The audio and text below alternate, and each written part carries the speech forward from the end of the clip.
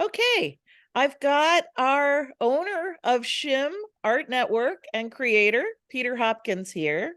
So we really know that there's a lot of questions that are coming up about Aqua Art Miami and the Exquisite AI that we want to put into the art fair and start using with the Shim Art Network.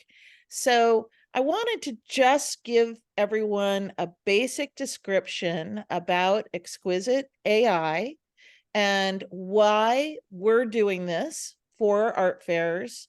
And then lastly, the physical component of artwork also traveling to Art Miami if you choose that route. So Peter is my right arm here. He's the head honcho. He's the creator of this idea.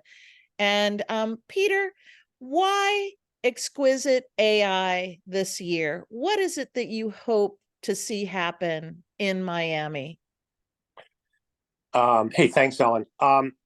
We saw in the last year that Shim's goal to bring more artists into connection with one another, move their work quickly at low cost to other remote areas. In this case, we did Berlin, Bridgeport, was a very good success.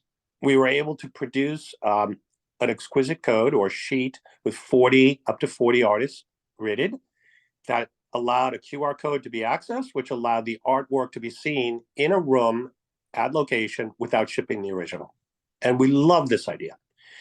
And we loved it for a lot of reasons. One, the cost was good. The user interaction was very, very good. The people in Berlin loved it. People in Bridgeport loved it. And yet we were still stuck with this physical piece of paper and restricted to the number of images we could put on each sheet. So the grid was a great idea, but it also was restrictive. So in that window, beginning the first of the year, we were starting to think, how could we accelerate this connectivity, lower the cost, and lower our carbon footprint even more? And the answer is to move these images on a screen and not on a piece of paper. So that's the first issue.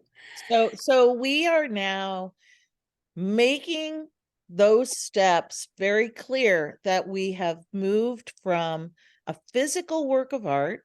That physical work of art remains in the artist's inventory 9 times out of 10, and it is available on a global platform for purchase, a marketed global platform called Artsy, at a very affordable rate for artists to engage in. So now we are moving towards how to get art to travel, connect with other artists, and keep it at such a low cost that everybody can join in and engage. Yeah. Okay. So And basically, we're like moving from physical to a print manifestation at that location to now on screen. correct. And that means where we might have 200, or I think we have 400 people in Berlin, we could in theory go to 4,000 or 40,000, depending on the room, the screen, the time, etc. There's some limitations. There is no limitation to the amount of data you can move on a screen. There's none. You know, the digital world has an infinite storage capacity. And so the artist is asking a very real question here. How do I exist in an art fair if my object isn't there, or even a print of the object? And the answer is, it is both there and not there. A, it's there because we'll have it on a screen projected. But B, to the collector who's going to visit the art fair on Artsy, it is there. There's no difference. The collector buys off Artsy from a fair without going to the fair. So this is the new digital reality.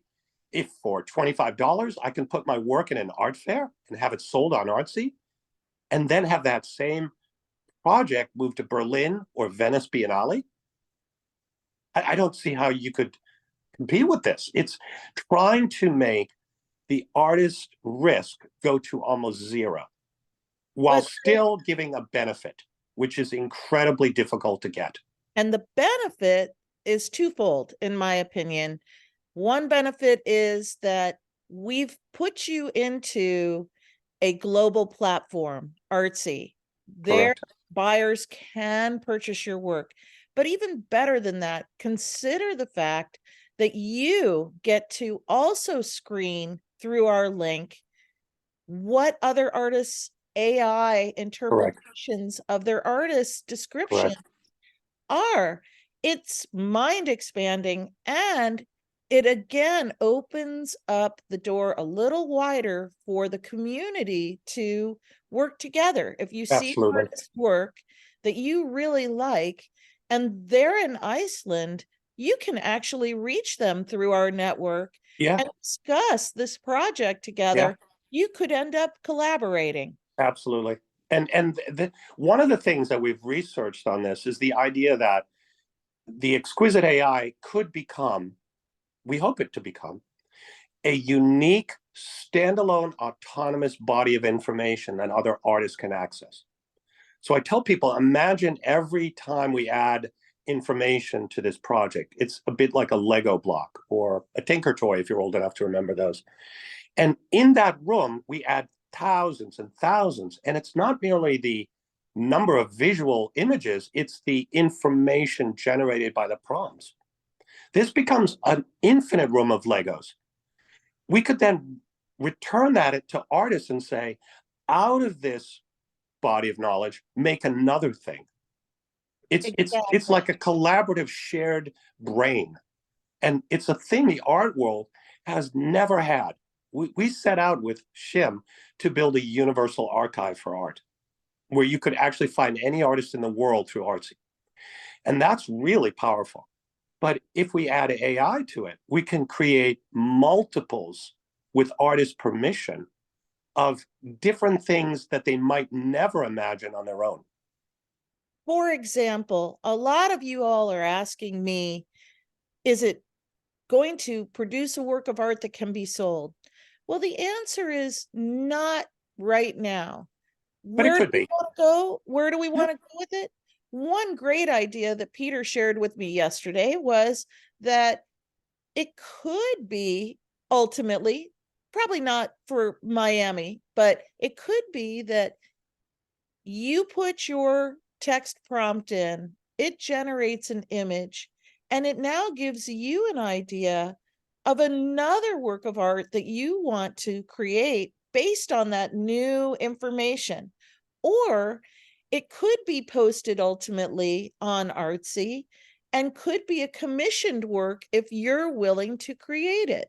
Yeah, We're not doing that right now, but that is a possibility. And absolutely. still keeps that carbon footprint reduced because the sale, the commission still goes directly to the artist in their studio. Yeah. So they create it and they ship out of there depending on what we end To the up with, collector, to the which is collector directly. limitless. Yeah. Right. So the short answer is not this month. The long answer is probably. Yeah. We'll be We've able to seen already three generate or works four for sale. out of 30 or so uploads already. We've seen 3 to 5 users in the system already tell us that the AI generated image has given them ideas about things they now want to do. Which is exactly what we want out of Exquisite AI. We want it to be playful. We Yep. want it to generate creative thought. And lastly, we want it to generate curiosity in Yeah. the artists. Yeah. What are these voices? How do we get this data? How many people have plugged in to this machine learned data producer that's now translating my words into image? And this is only the tip of that iceberg. It will be a multimodal kind of a creative tool for artists.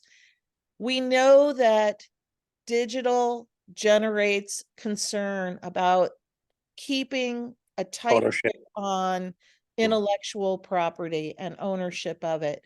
That is something that, you believe it or not, you have given up on that early on, the moment that you started photographing artwork with your cell phone and sharing it on social media.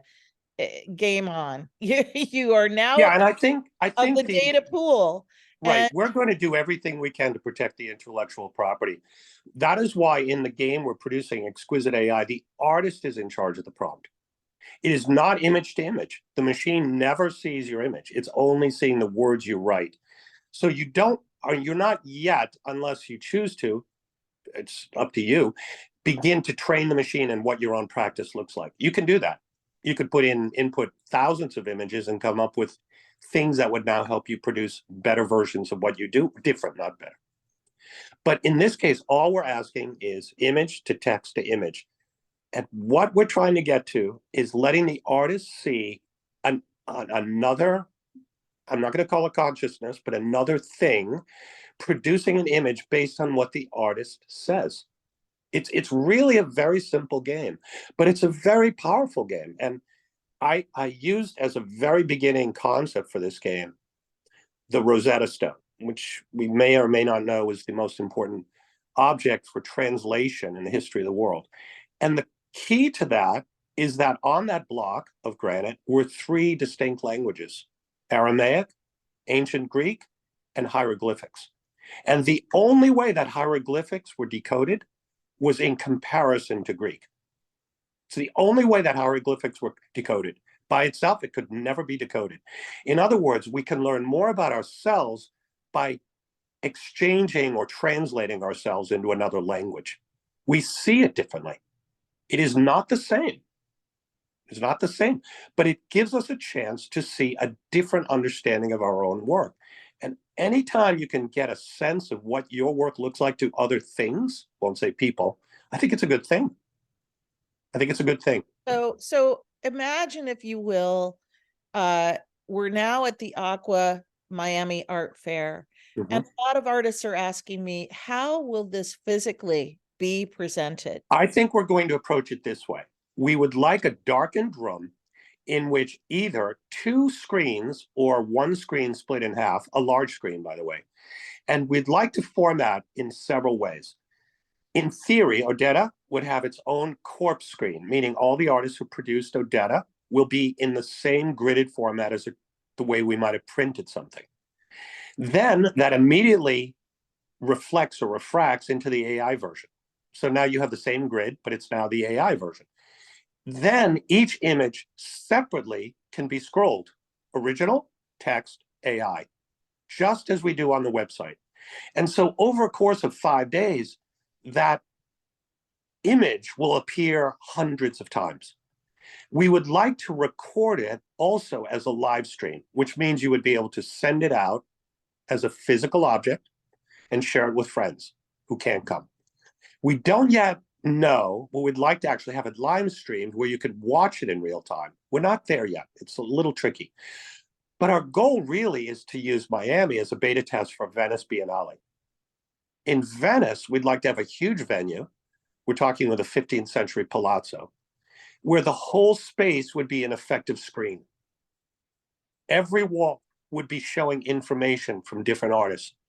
And I just love the idea of engaging in this dark space, sort of like Plato's cave, where the original and the shadow of the original are appearing with each other. And we're in this relatively serene environment, engaging with a conceptual idea, which has a high degree of tension in the art world, this AI. And I think one thing artists should realize too, when they want their original object in a room, which they all do and they should, they don't realize viewers are exhausted with originals. When you go to Miami, there will be 250,000 objects in that city. When they come into a room and see no objects at Aqua, viewers will actually be more surprised, because it actually creates a space of, why? What is this? There's no thing here. There's no object. What am I buying? So it's like, what we've learned in Berlin is younger viewers loved the codes, loved them. Older viewers wanted the object. So again, we're in a divide between the old and the new. Younger people are so exhausted with objects and shipping things around. They want to have fun with people and have new ideas. Older artists who I include myself in that, we still want to believe there's this one object in one room to one collector. And I say, yes, in a perfect world, there is that. But in the real world, there isn't. And if we learn to balance those two things, we'll be fine. There'll be some rooms where objects are in and some rooms they're not. So let's go to that. So folks, just so you understand, everybody that participates with Odetta Digital and is a paid member or has been a member of Odetta Digital since our inception, 2020, is allowed a free AI upload. We want to have as many participants as we can get. Anybody that's coming into Odetta Digital new, it's a $25 fee, gets you your image uploaded to Exquisite AI and also to Artsy. It will be made for sale on Artsy. That's available through the art fair and beyond as we travel this year. But for $25, off you go to Miami. Which And basically pays for the upload. and if you have already supported Odetta Digital as we've gone through every step in this evolution towards this light and fast model, we want to thank you, and it's on us this time. And we'll also have the room. We'll also have that room there with the objects too. So it's a balance. Right. So secondly, now comes the objects. Some of you would really like to get your physical work to Aqua Miami. We've got a tight deadline, so this is very important. You can create up to two 10 by 10 inch square or slightly smaller works, 2D, not 3D. We will frame one of those two pieces and we will do the gridded wall of images that you saw us participating in Aqua last year and throughout our travels in Bridgeport last year with the grid of images. Oh, and Mamaroneck. We also went to Mamaroneck. So this next year, it's just for Aqua Miami that we will travel the work. And for $180, that gets you two pieces going to Miami. One will be framed, the other will be on reserve, and will be shown should there be a request. You'll also have a third work and these two on Artsy. And you can add a fourth image and plug that into Exquisite AI or use one of your three images. So your text description will be tied to one of four images or three and will be a part of Exquisite AI. Which will travel, which will always travel. And once you're in that, it keeps moving. But that will need to be in Peter's hands. The physical work and the digital uploads on the job forms have to all be in by November 20th. So we really want to encourage you to get this going this week and then get your images photographed and uploaded by November 20th and shipped to Peter in his hands by November 20th. So you've basically got 3 weekends to crank it out. But we're really excited about that. That work last year was astoundingly beautiful. And so many people remarked on it. Again, they saw super high quality work, very affordable, framed, unframed. It was really, I think, one of the great successes of the fair. All we'd like to do is add a digital part on top of that too, which is like gilding the lily, because I think if we could do the frames and the digital, let the digital travel seamlessly and keep the framed objects for other exhibition potentials locally, I think it's the perfect world. And Peter is consistently working on physical exhibition venues. So you will see that happening in 2024 in Chelsea. Terms. Well, he's aiming for Chelsea. So we've been talking about it and we're working on it. It's still in the works, but we're working very hard on it. Yeah. So I only have 45 slots for the physical work to go to Miami. So if you are serious about sending physical artwork to Miami, you need to be in touch with me immediately and fill out the JOT form and have the finished works uploaded to that JOT form no later, must be done and in our hands by November 20th. And one last thing, we're going to show the last year's Aqua at the Knowlton for our trail in Bridgeport Right. during our trail. And it's going to have one last hurrah in the current iteration. And it will be astoundingly beautiful. And thank you so much for participating with us last year at Aqua Miami. So those works will be shown one final time. And then if you want us to keep that inventory in the hopes We that will. see Yep. does happen later in the year 2024, we would like to hang on to it so that you Yep. can end up there as well. So we've got two options, $25 or $180. In both cases, your work is going to Aqua Miami and Yep. beyond. Yep. So any other questions, you're going to reach out to me. When it comes to how is this being exhibited at this point, We'll it's have a beta test in Bridgeport in November. we'll have a beta test in Bridgeport, and that might be projected, Peter, or will that be? We're going to have a video screen. We're going to have an interactive AI game. We're hoping to allow viewers to begin to describe works they're seeing in front of them and generate images in real time for Miami. In theory, viewers will now be able to see your work and try to describe it. So again, this game, this playfulness is really meant to give you a sense of inclusivity Yeah. and creative play.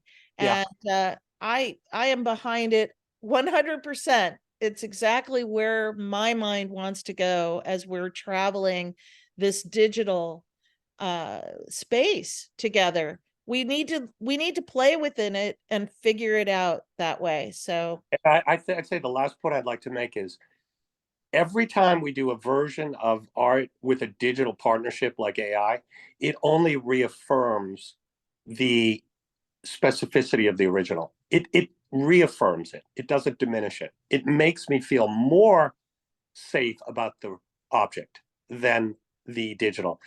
And I can't explain why that's the case, but it's a bit like the more we hear digital music, the more we want to purchase vinyl.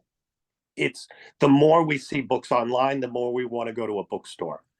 We know there's a space for an object in a room with other humans. And I think those two things talk to each other. I don't think they displace each other. yeah, it's just that it also happens that the reality of the economics of making that physical work be presented in real life, in real space, that is a budgetary Yeah, concern. we have to have a solution. We have to have a solution. Yeah. Have to. Have to. So this is our approach. We hope you'll join us Yeah. and tell your friends. Yeah. Very excited, Alan. Thank you. Thank you, Peter. I'm just enjoying the learning curve. It's very So am steep I. and it's very playful. So It is. It's yeah. fun. The older I get, the more fun I'm having with this. So I'm going to turn off the recording now, and those of you with questions, you'll come back to me. Thanks again.